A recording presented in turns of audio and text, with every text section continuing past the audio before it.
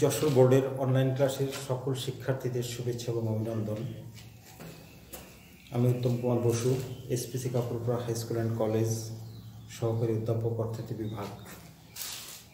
আমরা গত ক্লাসে আলোচনা করেছিলাম অর্থনৈতিক ব্যবস্থার ধনতান্ত্রিক এবং সমাজতান্ত্রিক এই দুটো ব্যবস্থা নিয়ে। আজকে আমরা আলোচনা করব মিশ্র এবং ইসলামী অর্থ ব্যবস্থা। প্রথমে আমরা আলোচনা করি মিশ্র অর্থনৈতিক ব্যবস্থা কাকে বলে। যে অর্থনৈতিক ব্যবস্থায় ধনতন্ত্র এবং সমাজতন্ত্রের দুর্বল দিকগুলো পরিহার করে এদের ইতিবাচক বৈশিষ্ট্য নিয়ে যে ব্যবস্থাটা চালিত হয় সেটাকে বলা হচ্ছে মিশ্র অর্থনৈতিক ব্যবস্থা। যে অর্থনৈতিক P.A. স্যামুয়েলসনের মতে যে ধনতান্ত্রিক অর্থ ব্যবস্থা বলতে আমরা বুঝি সেই অর্থ ব্যবস্থা যেখানে উৎপাদন এবং ভোগ এইটা মেটানোর লক্ষ্যে যে স্বয়ংক্রিয় দাম ব্যবস্থা এবং নিয়ন্ত্রিত দাম ব্যবস্থা ভূমিকা পালন করে থাকে। যে বর্তমান উন্নয়নশীল যে দেশগুলো আছে সেই দেশগুলো নিয়ে মিশ্র অর্থনৈতিক ব্যবস্থায় বেশি মাত্রায় পরিলক্ষিত হয়। যে বাংলাদেশ, ভারত, পাকিস্তান, শ্রীলঙ্কা, সিঙ্গাপুর, যুক্তরাজ্য প্রভৃতি দেশে মিশ্র অর্থনৈতিক ব্যবস্থাটা চালু রয়েছে। এই মিশ্র অর্থনৈতিক ব্যবস্থার কয়েকটা বৈশিষ্ট্য আলোচনা করলে আমরা এর যে পূর্ণাঙ্গ যে দিক সেটা আমরা দেখতে পাবো। এর কয়েকটা বৈশিষ্ট্য আমরা এখন আলোচনা করি। যে সম্পদের ব্যক্তিগত এবং রাষ্ট্রীয় মালিকানা। যে মিশ্র অর্থনৈতিক ব্যবস্থায় সম্পদের মালিকানা যেমন ব্যক্তির হাতেও ন্যস্ত থাকে, রাষ্ট্রের হাতেও ন্যস্ত থাকে, অর্থাৎ যে সরকারি এবং বেসরকারি মালিকানার সহাবস্থান এই মিশ্র অর্থনৈতিক ব্যবস্থায় দেখা দেয়। নাম্বার 2, স্বয়ংক্রিয় দাম ব্যবস্থা।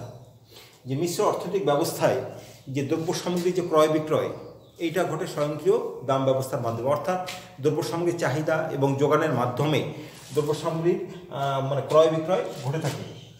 স্বয়ংক্রিয় দাম ব্যবস্থা মিশ্র অর্থনৈতিক ব্যবস্থার একটা বৈশিষ্ট্য।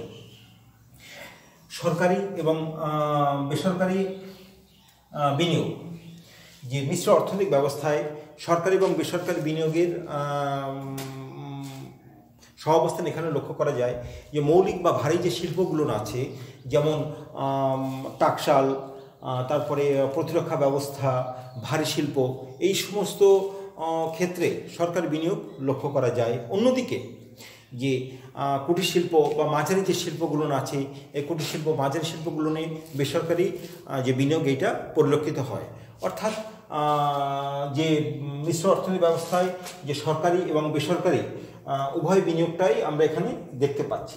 মুনাফা অর্জন। যে মিশ্র অর্থনৈতিক ব্যবস্থায় আরেকটা বৈশিষ্ট্য হচ্ছে মুনাফা অর্জন, অর্থাৎ এখানে উৎপাদন যে কার্যক্রম এটা মুনাফা অর্জনের উদ্দেশ্যেই এটা পরিচালিত হচ্ছে। অর্থাৎ যেখানে মুনাফার অস্তিত্ব আছে সেখানেই ব্যক্তি কী করে যে বিনিয়োগ করে, যেখানে মুনাফার অস্তিত্ব নেই সেখানে ব্যক্তি বিনিয়োগ করে না। তারপর আছে যে সামাজিক নিরাপত্তা।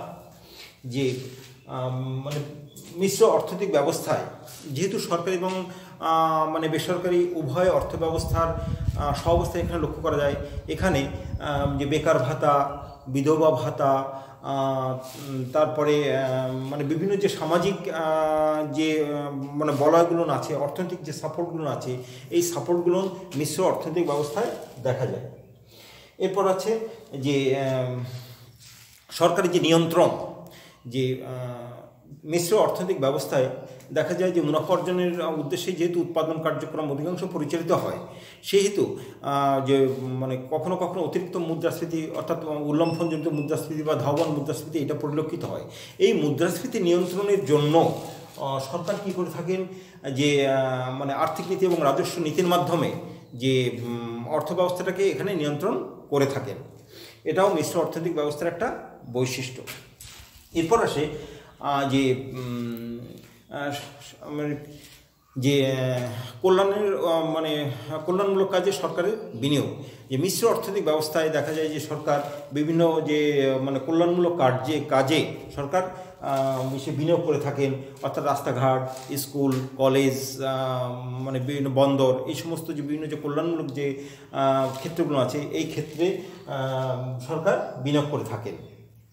এরপর সে যে পরিকল্পনা গ্রহণ।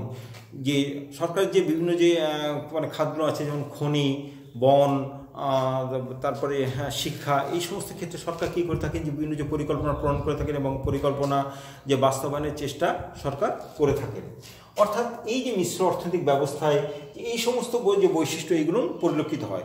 অর্থাৎ মিশ্র অর্থনৈতিক ব্যবস্থাটা কখন আসছে, যখন দেখা যাচ্ছে ধনতন্ত্রের যে অর্থ ব্যবস্থার কিছু দুর্বলতর দিক রয়েছে এবং সমাজতান্ত্রিক অর্থ ব্যবস্থার কিছু দুর্বলতর দিক রয়েছে, এই দুর্বলতর দিকগুলোকে পরিহার করেই যে মিশ্র অর্থনৈতিক ব্যবস্থাটা মানে গড়ে উঠেছে। অর্থাৎ সেখানে ধনতন্ত্রের যে সুবিধাগুলো এবং সমাজতান্ত্রিক সুবিধাগুলো এইগুলো নিয়েই একটা মানে সম্মিলিত যে অর্থ ব্যবস্থায় এটা গড়ে ওঠে এবং আধুনিক বিশ্বের অধিকাংশ দেশেই এই মিশ্র অর্থনৈতিক ব্যবস্থাটা পরিলক্ষিত রয়েছে।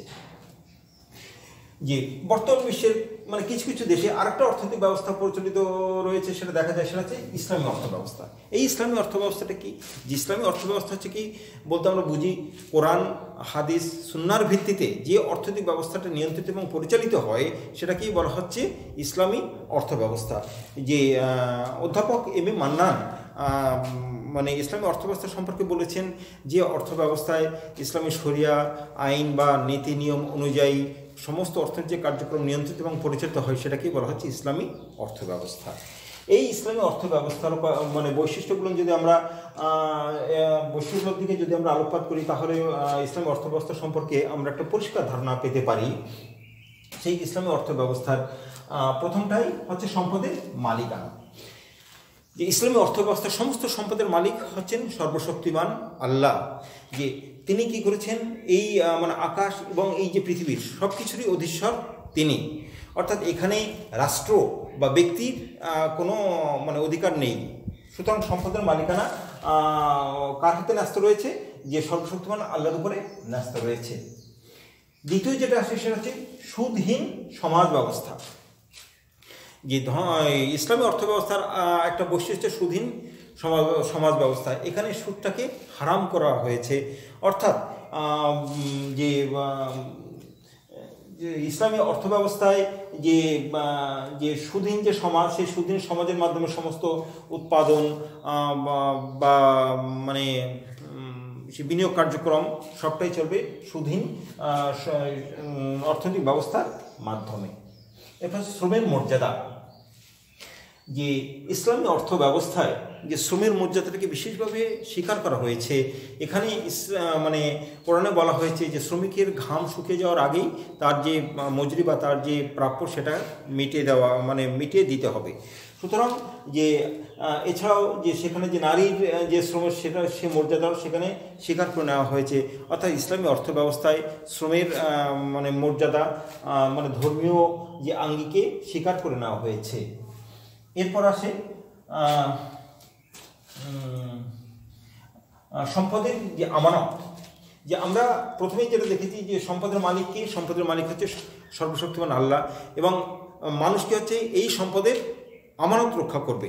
অর্থাৎ যে স্রষ্টা কর্তৃক যে প্রদত্ত যে সম্পদ, এই সম্পদের যে রক্ষণাবেক্ষণের যে দায়িত্ব কার উপরে ন্যস্ত? যে এই মানুষের উপরেই ন্যস্ত। অর্থাৎ মানুষের কোনো ব্যক্তিগত সম্পত্তি এখানে নেই। এরপর আসে যে জাকাত এবং ফিতরা। যে সম্পদের যে বন্টন, এই বন্টনের ক্ষেত্রে জাকাত, ফিতরা এই বিষয়গুলো মুখ্য ভূমিকা এখানে পালন করে।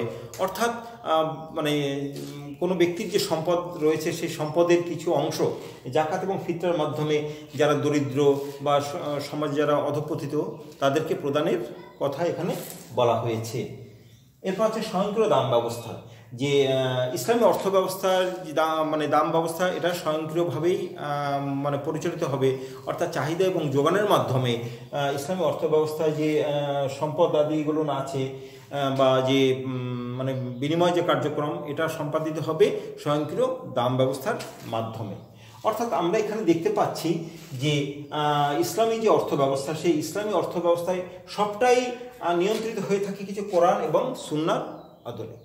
সুতরাং এখন আমরা সার্বিক আলোচনায় আমরা আসতে পারি যে অর্থনৈতিক ব্যবস্থাটা কী কি যে অর্থনৈতিক ব্যবস্থা হচ্ছে যে সামাজিক কিছু রীতিনীতি বা কিছু যে আইনগত যে ব্যবস্থা, যার মাধ্যমে মানুষের যে অর্থনৈতিক কার্যক্রম অর্থাৎ উৎপাদন, বিনিময়, বন্টন, ভোগ সবটাই মানে পরিচালিত হয়ে থাকে। এই অর্থনৈতিক ব্যবস্থার আলোকে যে সমগ্র বিশ্বে আমরা 4 ধরনের অর্থনৈতিক ব্যবস্থা আমরা দেখেছি: ধনতান্ত্রিক অর্থ ব্যবস্থা, সমাজতান্ত্রিক অর্থ ব্যবস্থা, যে ধনতান্ত্রিক অর্থ ব্যবস্থা, সমাজতান্ত্রিক অর্থ ব্যবস্থা, মিশ্র অর্থ ব্যবস্থা এবং ইসলামিক অর্থ ব্যবস্থা। বিশেষ করে ধনতান্ত্রিক অর্থ ব্যবস্থাকে অর্থনৈতিক উন্নয়নের একমাত্র সোপান হিসেবে বিবেচনা করা হতো এক সময়। এরপর সমাজতান্ত্রিক অর্থ ব্যবস্থায় যে ঠিক ধনতান্ত্রিক যে বিপরীত যে একটা অর্থনৈতিক ব্যবস্থা সেখানে দাঁড় করানো মানে হয়েছে, যেটা 1917 সালের রুশ বিপ্লবের পরে সোভিয়েত ইউনিয়ন, পোল্যান্ড, বুলগেরিয়া, এই সমস্ত দেশে সমাজতান্ত্রিক অর্থ ব্যবস্থা প্রচলিত ছিল। অধুনা চীন, কিউবা, ভিয়েতনাম, এই সমস্ত দেশে সমাজতান্ত্রিক অর্থ ব্যবস্থা রয়েছে। এরপর সে মিশ্র অর্থ ব্যবস্থা, যেখানে ধনতন্ত্র এবং সমাজতান্ত্রিক দুর্বল দিকগুলো পরিহার করে তার ইতিবাচক দিকগুলোর সমন্বয়ে মিশ্র অর্থনৈতিক ব্যবস্থাটা পরিচালিত হচ্ছে, যেটা বর্তমানে যে উন্নয়নশীল যে দেশগুলো আছে অর্থাৎ বাংলাদেশ, ভারত, পাকিস্তান, শ্রীলঙ্কা, সিঙ্গাপুর, হংকং, যুক্তরাজ্য প্রভৃতি দেশে এই মিশ্র অর্থনৈতিক ব্যবস্থাটা প্রচলিত রয়েছে। এবং ইসলামী অর্থ ব্যবস্থা, যেটা কোরআন এবং সুন্নাহর আদলে যেটা পরিচালিত হয়, সেটাকে আমরা ইসলামী অর্থ ব্যবস্থা বলছি। যে অর্থ ব্যবস্থাটা মধ্যপ্রাচ্যের ইরান, সৌদি আরবের মতন 2-1টা দেশে এটা প্রচলিত রয়েছে। এই হলো মানে অর্থনৈতিক ব্যবস্থা সম্পর্কে আমাদের মোটামুটি একটা রূপরেখা। আগামী ক্লাসে আমরা ব্যষ্টিক এবং সামষ্টিক অর্থনীতির সামান্য ধারণা দিয়ে এর পরবর্তী যে অধ্যায় চাহিদা, উপযোগ, যোগান, এটা নিয়ে আমরা আলোচনা করব। তোমাদের সবাইকে ধন্যবাদ।